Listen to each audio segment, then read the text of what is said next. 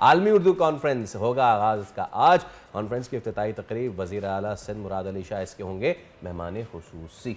जबकि शहरियों की सहूलत के लिए पुलिस ने ट्रैफिक प्लान जारी किया है। अदबी कॉन्फ्रेंस में न सिर्फ मुल्की बल्कि गैर मुल्की अदीब और शोरा भी शिरकत करेंगे।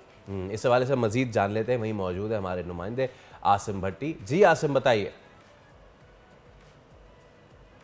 देखें, आज से कराची आर्ट्स काउंसिल में 17वीं आलमी उर्दू कॉन्फ्रेंस का आगाज़ हो गया है। इस कॉन्फ्रेंस की खसूसियत ये है कि सिर्फ कराची पाकिस्तान नहीं बल्कि दुनिया भर से मुख्तलिफ शोबा ज़िंदगी से ताल्लुक़ रखने वाले लोग खसूसी अदब से ताल्लुक़ रखने वाले लोग इस कॉन्फ्रेंस में शरीक होते हैं। मेरे साथ शहला मौजूद हैं जो कि आर्ट्स काउंसिल की तर्जुमान है, इनसे मज़ीद जानते हैं। शहला, इसकी थीम क्या है इस उर्दू कॉन्फ्रेंस की?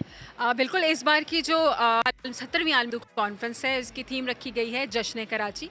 और जैसा कि नाम से मालूम चल गया आपको कि कराची को सेलिब्रेट कर रहे हैं। इस मरतबा कराची की वो ग्लोरी जो होती थी कभी, उसको सेलिब्रेट कर रहे हैं। तो इसमें जो शामिल हैं लोग वो भी मोस्टली जो हैं जिनका ताल्लुक़ कराची से था, फिर वो बाहर चले गए और बाहर रह के काम कर रहे हैं, वो लोग आ रहे हैं सेलिब्रेट करने के लिए, बल्कि आ चुके हैं काफ़ी सारे लोग। तो 4 दिन तक जो है वो यही होगा आर्ट्स काउंसिल और आलमी उर्दू कॉन्फ्रेंस का इंतज़ार लोगों को बहुत शुरू से ही रहता है।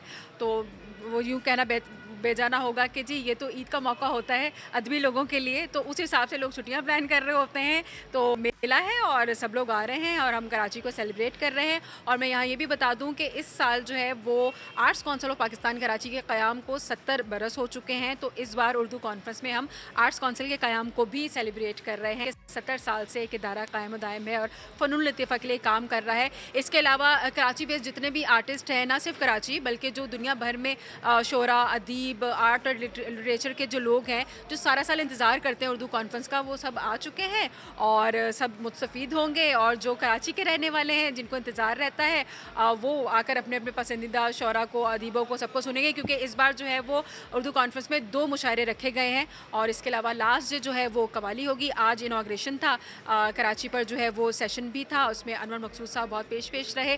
तो बस इस तरह से पूरा दिन यही एक्टिविटीज़ अभी चलेंगी अगले 4 दिन तक।